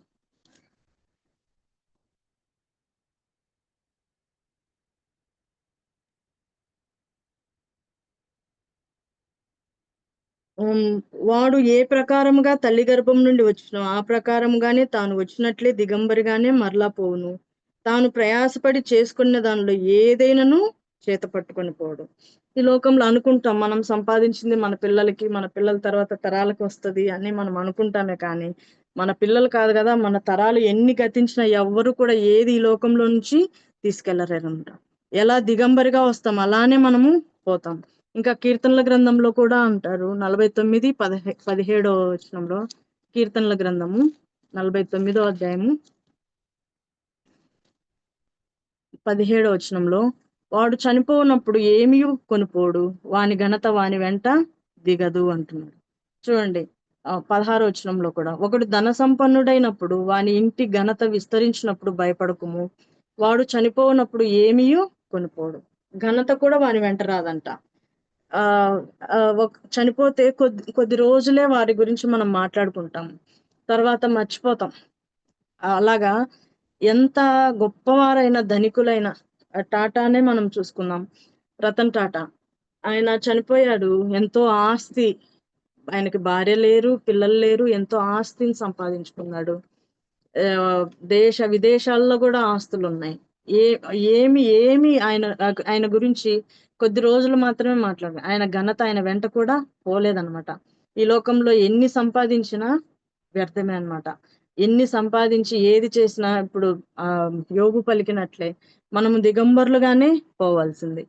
తిమోతి పత్రికలో కూడా అంటాడు, మొదటి తిమోతి పత్రిక 6వ అధ్యాయం 7 సేమ్ అదే మాట. ఎలా వచ్చామో మనం అలానే వెళ్తాం, ఈ లోకంలో ఏది మనము తీసుకొని వెళ్ళలేమని చెప్పేసి. అలా యోబు అలానే వెళ్తాను, తల్లి గర్భం నుంచి దిగంబరిగా వచ్చాను, దిగంబరిగానే వెళ్తాను అంటున్నాడు.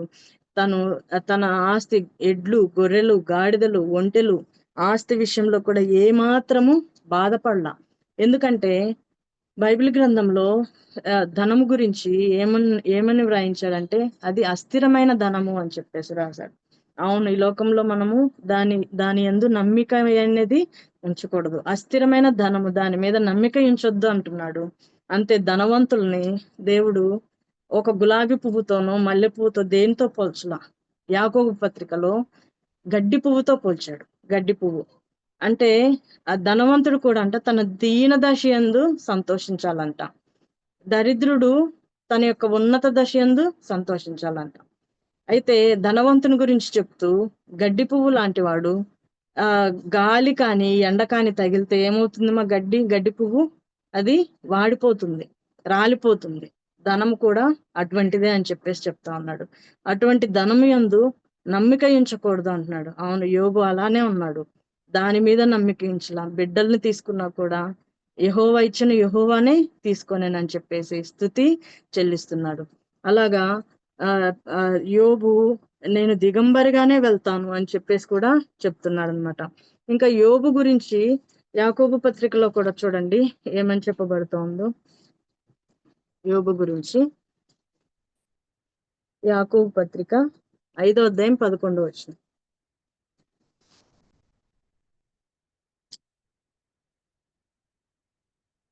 5వ అధ్యాయం 11వ వచనం, 10వ వచనం కూడా చదువుతాను. నా సహోదరులారా, ప్రభువు నామమున బోధించిన ప్రవక్తలను శ్రమానుభవమునకును ఓపికను మాదిరిగా పెట్టుకోండి. సహించిన వారిని ధన్యులను కొంచున్నాం కదా. మీరు యోబు యొక్క సహనంను గురించి వింటిరి. ఆయన ఎంతో జాలియు కనికరమును గలవాడని మీరు తెలుసుకొని ఉన్నారు. చూడండి, యోబు యొక్క సహనాన్ని గురించి వింటిరి అంటున్నారు. యోబును జ్ఞాపకం చేసుకోమంటున్నారు. పైన ఏమంటున్నాడు? ప్రభువు నామమున బోధించిన ప్రవక్తలను శ్రమానుభవమునకు ఓపికకు మాదిరిగా పెట్టుకొనిడి అంటున్నాడు. అవును, యోబు ఎంతో శ్రమను ఓర్చుకున్నాడు, సహించుకున్నాడు. అందుకే యోబు యొక్క సహనంను గురించి వింటిరి అని చెప్పేసి అంటున్నాడు. యోబును జ్ఞాపకం చేస్తా ఉన్నాడు అనమాట. యోబు ఎంతో సహనం గలవాడు, శ్రమలలో ఎంతో సహనము నేర్చుకున్నవాడుగా ఉన్నాడనమాట. అంతేకాదు యేసు ప్రభు గురించి కూడా మనము చూస్తే యేసు ప్రభు కూడా ఎన్నో శ్రమలు కదా.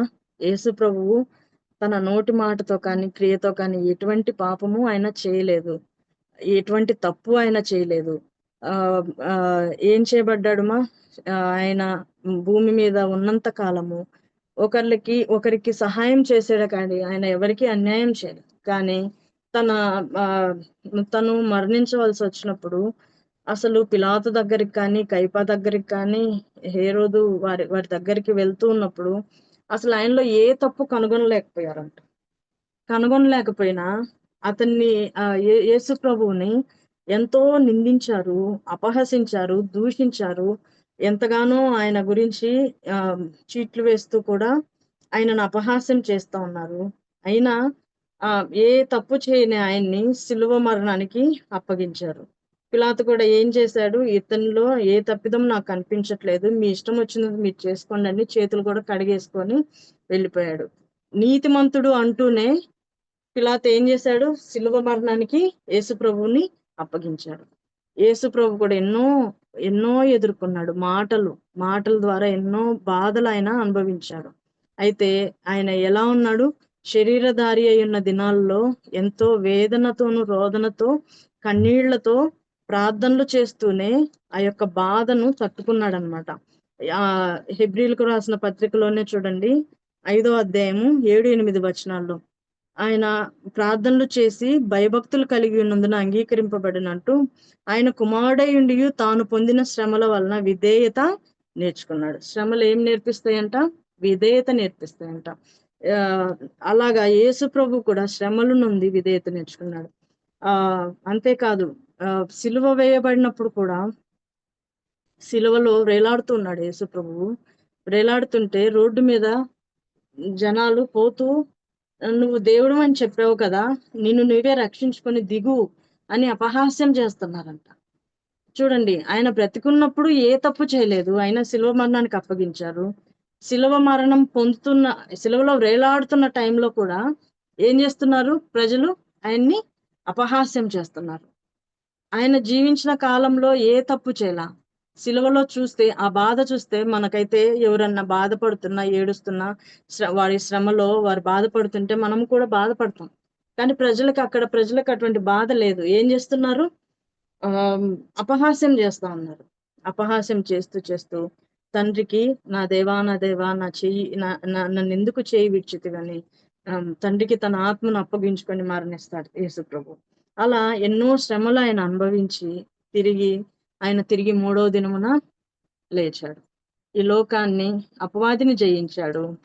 ఈ లోకంను కూడా నేను జయించి ఉన్నానని చెప్తాడు అనమాట. అలాగా శ్రమలు పొందిన వారు విధేయతే కాదు, ఆయన మనల్ని ఏం చేస్తాడంటే పూర్ణులుగా చేస్తాడు. ఆయన కూడా పరిపూర్ణమైన మనిషి, ఆయన పరిపూర్ణమైన దేవుడు.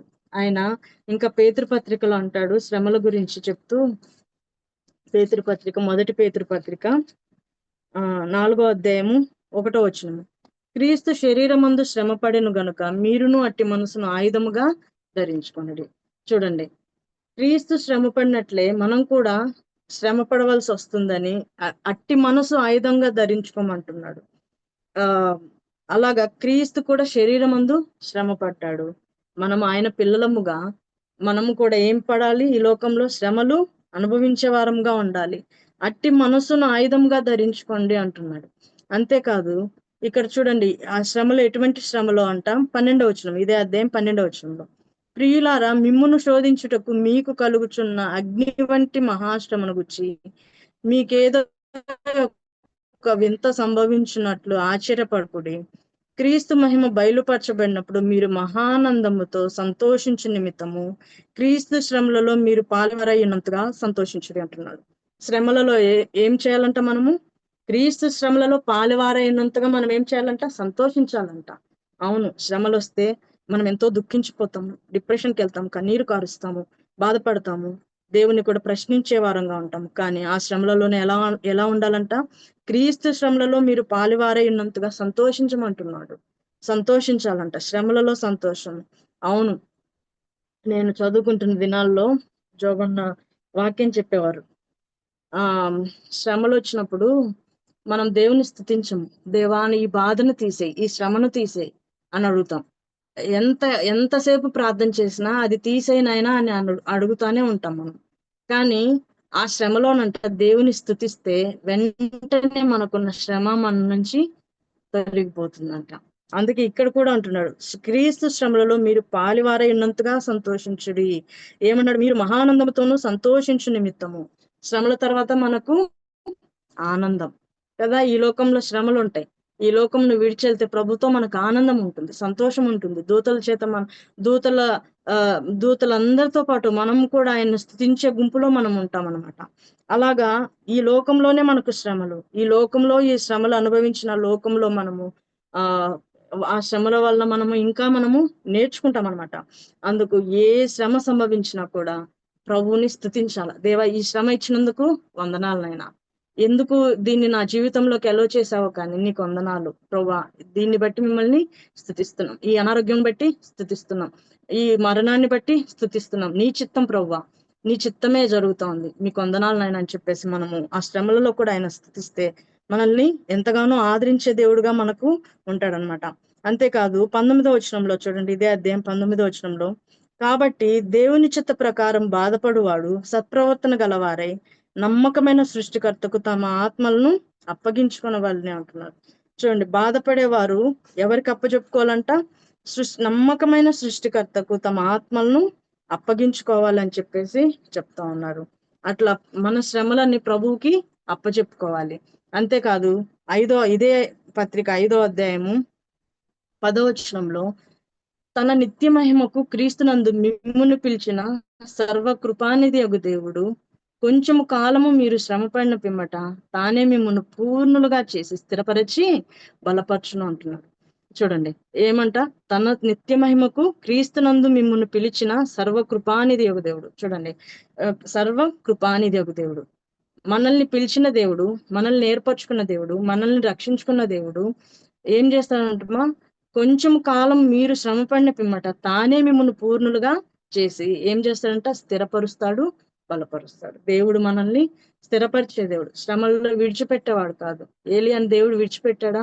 లేదు. మరణాపేక్ష ఉంటే విడిచిపెట్టారా? విడిచిపెట్టలా. బలపరిచాడు, ఏలియాను బలపరిచాడు. ఇక్కడ అదే మాట అంటున్నాడు, పూర్ణులుగా చేసి స్థిరపరిచి బలపరుస్తాడు కదా. అలాగా ఇంకా ఏమన్నాడు, సర్వకృపానిధి ఒక దేవుడు. అవును, దేవుని కృప 1-2 విషయాలు కాదు, ఎన్ని విషయాలు, మన సమస్త విషయాల్లో సర్వకృపానిధి ఒక దేవుడు. ఆయన సర్వము విషయంలో కృప అనుగ్రహించే దేవుడు. ఆయన కృప గురించి ధ్యానం చేస్తే ఆయన కృప ఉన్నతమైనది, ఆయన కృప మనకెంతో సహాయం చేసేది, ఆయన కృప మనల్ని విడిచిపెట్టేది కాదు. కృప వెంబడి కృపను చూపిస్తూ మనల్ని ఏం చేస్తాడు మా దేవుడు, పరిపూర్ణులుగా చేస్తాడు, స్థిరపరిచి బలపరుస్తాడు అనమాట. అలా శ్రమలలో కూడా యోబు అయితే ఎన్నో మాటలు, ఎన్నో ఆస్తి పోయినా, పిల్లలు పోయినా, ఎంతో బాధపడినా కూడా యోబు యథార్థతను విడవలేదు. ఎంతో చక్కగా, ఇంకా యోబు గురించి చూస్తే యథార్థతను విడవలేదు. తన శరీరంలో అంత బాధ ఉన్నా, అంత కృంగుదల ఉన్నా ఏమాత్రం బెదరలేదు. దేవుని నోటి మాటతో కూడా దేవుని విషయంలో పాపం చేసిన వాడుగా లేడు. అయితే చివరి అధ్యాయం మనం చదివితే 42వ అధ్యాయము, యోబు విషయంలో 42వ అధ్యాయము 3వ వచనం, జ్ఞానము లేని మాటల చేత ఆలోచనను నిరర్ధకం చేయి వీడవాడు, అలాగున వివేచన లేనివాడనైనా నేను ఏమీ నెరుగక నా బుద్ధికి మించిన సంగతులను గూర్చి మాట్లాడుతూనే నేను మాట్లాడగోర్చున్నాను, దయచేసి నా మాట ఆలకింపుము. ఒక సంగతి నిన్ను అడిగేదను, దాన్ని నాకు తెలియజెప్పమంటూ. వినికిడి చేత నిన్ను గూర్చిన వార్త నేను వింటిని, అయితే ఇప్పుడు నేను కన్నులారా నిన్ను చూచుచున్నాను. కావున నన్ను నేను అసహించుకొని ధూళిలోను బూడిదలోను పడి పశ్చాత్తాపడుచున్నాను అన్నాడు. యోబు తన స్నేహితులతో మాట్లాడాడు కొన్ని మాటలు, అయితే ఆ విషయం కూడా, నేను నా బుద్ధికి మించిన సంగతులు మాట్లాడాను, వివేచన లేకుండా మాట్లాడాను అని చెప్పేసి అంటూ ప్రభువును చూస్తూ ఏమంటున్నాడు, వినికిడి చేత నిన్ను గూర్చిన వార్త నేను వింటిని, ఇప్పుడు నేను కన్నులారా నిన్ను చూచున్నాను అంటూ ప్రభు దగ్గర చూడండి, ఆ స్థితిలో కూడా తన్ను తాను అసహించుకొని ఎక్కడున్నాడంట, ధూళిలో బూడిదలో పడి పశ్చాత్తాపడుచున్నాను అంటున్నాడు. అవును, శ్రమలు రాగానే కొంతమంది అయితే దేవుణ్ణి విడిచి పక్కకెళ్ళేవారుగా ఉంటారు.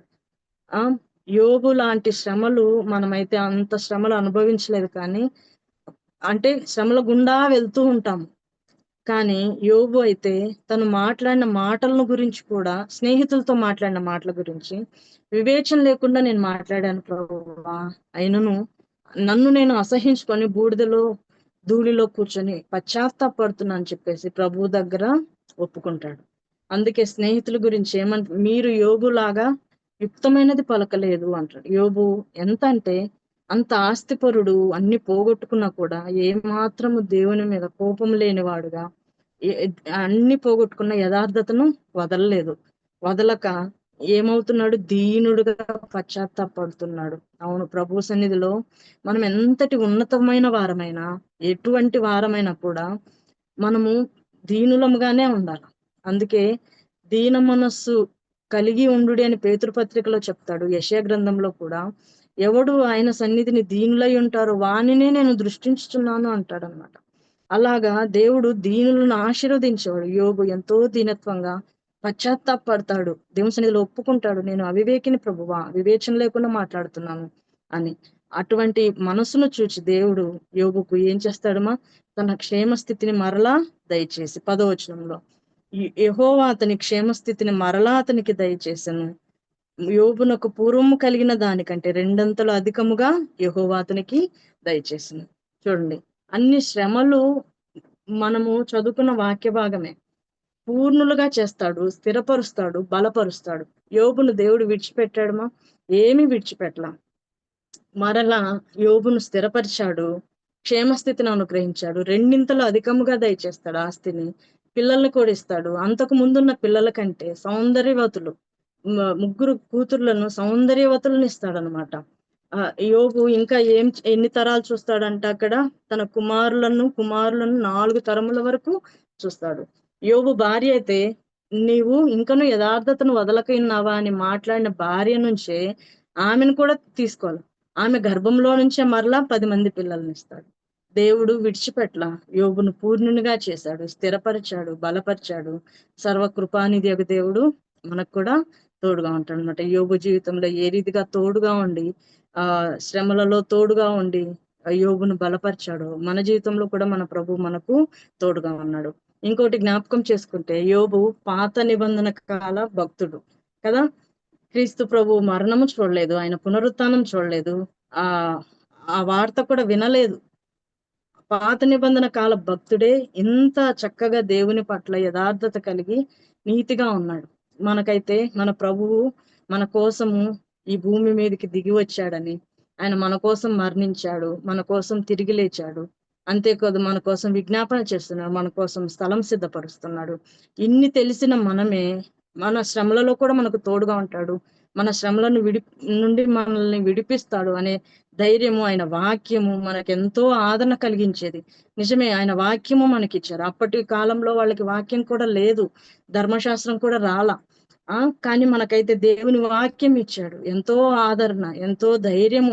దినదినము చదువుతూ ఉంటే నిజంగా దావీదు భక్తుడు పలికినట్టు ప్రభు మెదడు నాకు దొరికినట్లు ఉన్నది అన్నట్టుగా ఆ వాక్యం చదువుతుంటే మనలో ఉన్న బాధ, దేవా నీవున్నావు, నువ్వు బలపరుస్తున్నావు, నీ వాక్యము నాకు ఆదరణ ఇస్తుంది, అది బలపరిచేదిగా ఉంది. ఇంతగా మనల్ని దేవుడు ఆ వాక్యం ద్వారా మనతో మాట్లాడుతున్నప్పుడు మనము ఎన్ని శ్రమలు కాదు కదా, శోధనలు కాదు కదా, ప్రతి విషయం నుంచి దేవుడు మనల్ని విడిపిస్తాడు అన్నమాట. అట్లాగా దేవుడు మనకి సహాయం చేస్తాడు. అయితే యోబు కాలంలో ఈ వాక్యం లేదు, కానీ మనకైతే యేసు ప్రభు ప్రేమ తెలుసు, ఆయన వాక్యం తెలుసు. ఇంత వాక్యం తెలిసిన మనమే శ్రమలలో కృంగిపోకూడదన్నమాట. కృంగిపోకుండా ఆయన వాక్యాన్ని చేతపట్టుకొని ఆయన పాదాలు పట్టుకొని మనం కొనసాగినప్పుడు దేవుడు మనల్ని కూడా పూర్ణులుగా చేసి స్థిరపరిచి బలపరిచేవాడుగా ఉన్నాడు. సర్వకృపానిధి దేవుడు మన జీవితంలో కూడా తోడుగా ఉండి అన్ని విషయాల్లో మనకు ముందుండి సహాయం చేసి నడిపించును గాక. దేవుడు ఈ కొద్ది మాటలను దీవించి ఆశీర్వదించును గాక. నాకు ఇచ్చిన ఈ అవకాశానికి అందరికీ ప్రేమ వందనాలు తెలియజేస్తున్నాను.